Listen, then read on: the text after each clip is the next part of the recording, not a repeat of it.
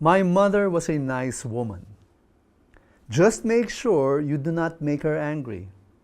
You wouldn't like her if she gets angry. And as a small child, I and my siblings often did things that displeased her.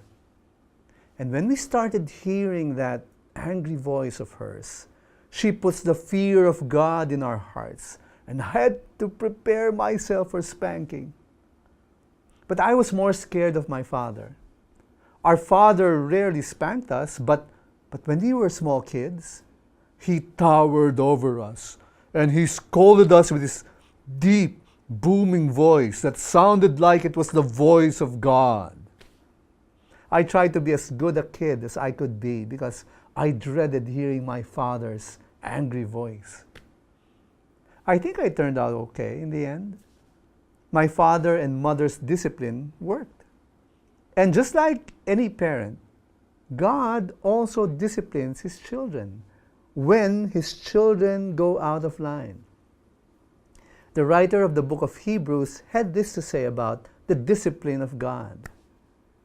For the Lord disciplines the one He loves, and chastises every son whom He receives. It is for discipline that you have to endure. God is treating you as sons. For what son is there whom his father does not discipline? If you are left without discipline, in which all have participated, then you are illegitimate children and not sons. Besides this, we have had earthly fathers who disciplined us, and we respected them. Shall we not much more be subject to the Father of spirits and live? For they disciplined us for a short time, as it seemed best to them, but He disciplines us for our good, that we may share His holiness. For the moment, all discipline seems painful rather than pleasant. But later, it yields the peaceful fruit of righteousness to those who have been trained by it. God disciplines the one He loves. That is sometimes difficult to believe. But if you really think about it, that is one of the most gracious things that God can do for us. We all tend to stray from the godly path that God wants us to take. And sometimes we get too far away from God's will that we enter dangerous territory. The works of evil may have begun having greater influence in our lives.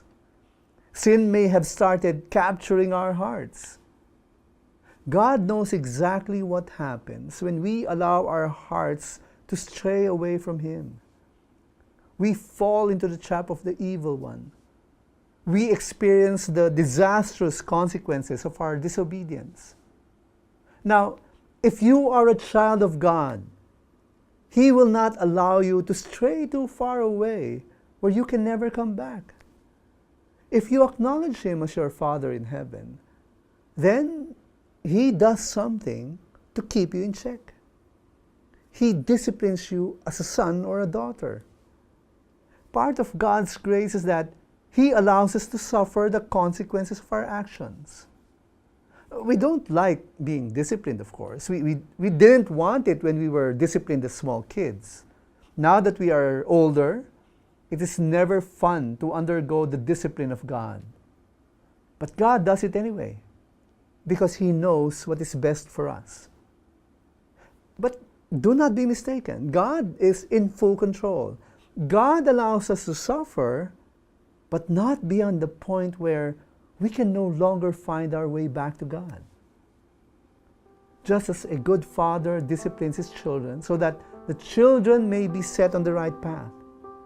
And just as God disciplines us so that we may be restored to His will. Let us always remember, faith matters too.